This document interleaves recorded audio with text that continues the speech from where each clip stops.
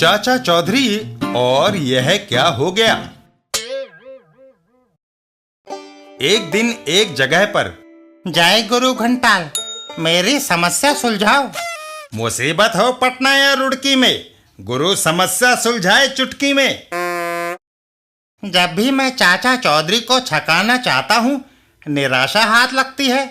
आमना सामना होते ही मेरे पसीने छूटने लगते हैं। तो बेटा खच्चू, तुम चाचा चौधरी के सामने जाते ही क्यों हो? पीछे से जाकर डंडा जमाओ। मगर गुरुजी, उसमें भी खतरा है। अगर चाचा चौधरी ने पलटकर देख लिया तो जो पीछे से वार करता है उसे वो दुगनी सजा देता है। तो फिर किसी बकरे को पटाओ, वह पीछे से जाकर उसे लाठी मारे। पकड़ा गया तो वह मारने वाला पिटेगा। तुम दूर से खड़े होकर तमाशा देखना। कमाल है। वाह गुरुजी। वह वापस चल देता है। अब किसी बेवकूफ को पटाना चाहिए। अरे गन्नू, तो ठीक मौके पर मिल गया। चाचा चौधरी कल तुझे बड़ी गालियां दे रहा था कि गन्नू जैसा निकम्मा आदमी दुनिया में चिराग लेकर ढूंढने से भी नहीं मिलेगा। अच्छा, उसने ऐसा कहा? यही नहीं, वह कह रहा था कि गन्नू अपनी लाठी को फिजूल में ही तेल पिलाता रहता है। लाठी का इस्तेमाल करना तो उसे आता ही नहीं। तभी उन्हें चाचा चौधरी आते दिखाई देते हैं। लो, नाम लिया और वह जा रहा है चाचा चौधरी। आज मैं उसे अपनी लाठी का इस्तेमाल करके दिखा देता हूं।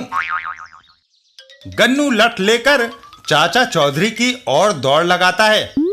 आज मेरी लाठी भी किसी पर वार करने के लिए मचल रही थी। गन्नू चाचा चौधरी पर एक जोरदार वार कर देता है। ओह गन्नू, यह 100 रुपये रखो। है चाचा जी, मैंने पीछे से आपकी कमर पर लाठी मारी और आप मुझे इनाम दे रहे हैं। गन्नू, कुछ दिनों से मुझे कमर का दर्द हो रहा था। बड़ा इलाज कराया डॉक्टरों से, मगर दर्द था कि जाने का नाम ही नहीं लेता था। तुम्हारी लाठी पड़ते ही कमर का दर्द ठीक हो गया। मैं फिर मात खा गया। तभी साबू वहां आता है। अरे साबू, मैं तुझे ढूंढने निकला था, कहाँ रहा इतनी देर तक? चाचा जी, मैं व्यायाम करने निकला था। जगन किसान के बैल बीमार पड़ गए। बेचारे को आज खेत में हल चलाना था, सो मुंह लटकाए बैठा था। मैं वहां पहुंच गया और बैलों की जगह हल के आगे जुट गया। जगन किसान खुश हो गया। आओ, अब घर चलें। वहां कुछ खाने को मिलेगा? यह समय तुम्हारी चाची के रामायण पढ़ने का है।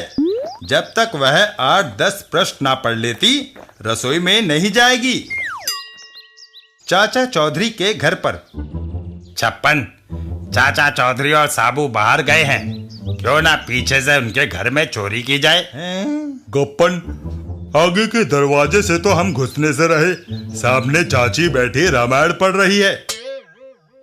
तो पीछे की खिड़की से अंदर घुस जाते हैं। जब तक वह रामायण खत्म करेगी, हम घर का सामान लपेटकर 9 to 11 हो जाएंगे। नाले पंगा। घर के पिछवाड़े। धत्तर की पीछे की खिड़की बंद है। कहते हैं जहां चाहा वहां रहा। वह छत पर रसोई का धुआं निकालने की चिमनी है, उसमें घुसकर हम रसोई तक पहुंच सकते हैं। और यह सीढ़ी भी पास ही मिल गई। गप्पन सीढ़ी की ओर दौड़ लगाता है और उसे मकान की दीवार पर लगाकर ऊपर चढ़ जाता है। बस तुम सीढ़ी पकड़े रहना, मैं चाचा चौधरी की रसोई के सारे बर्तन समेटकर अभी आया। अबे बच गए। इधर चाचा चौधरी और साबू। साबू, मुझे चाय बनानी आती है, क्योंकि उसे बनाना आसान है। अगर तुम्हारी चाची ने रामायण खत्म नहीं की होगी तो मैं तुम्हें गरम चाय बनाकर पिला दूंगा।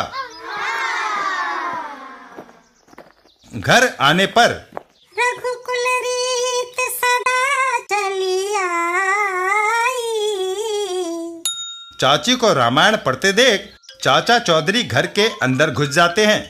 चाचा जी, मैं चाय का इंतजार करूंगा। इधर गप्पन, ये चिमनी इतनी खुली है कि मुझ जैसा मोटा आदमी भी इसमें अंदर आसानी से जा सकता है। ये तो गया काम से। नीचे रसोई घर में चाचा चौधरी, लकड़ी सूखी है, चूल्हे में आग जलाना मुश्किल नहीं होगा। आग जल गई, कम से कम पानी के ऐसे 4 पतीले उबालने पड़ेंगे, तब जाकर साबू की 1 कप चाय बनेगी। चिमनी के अंदर गप्पन, ओह धुआं! गप्पन चिमनी से बाहर निकल आता है। बचाओ! इधर साबू और चाची, बचाओ! अरे यह कैसी आवाज? चाची, लगता है पीछे कोई है। घर के पिछवाड़े, अरे बाप रे साबू, भागो। साबू गप्पन को पकड़ लेता है। जानते हो पुलिस चोरों के साथ क्या सलूक करती है? उनका मुंह काला करके शहर में घुमाती है। पर मेरा मुंह धुएं से पहले ही काला हो गया है। साबू, इसको पहले अपना मुंह धोने का मौका दो, तब इसे पुलिस के हवाले करना। साबू गप्पन को हवा में उछाल देता है। ठीक है, जाओ मुंह धोकर आओ। हवा में उड़ता गप्पन सीधा स्विमिंग पूल में आकर गिरता है। ओह!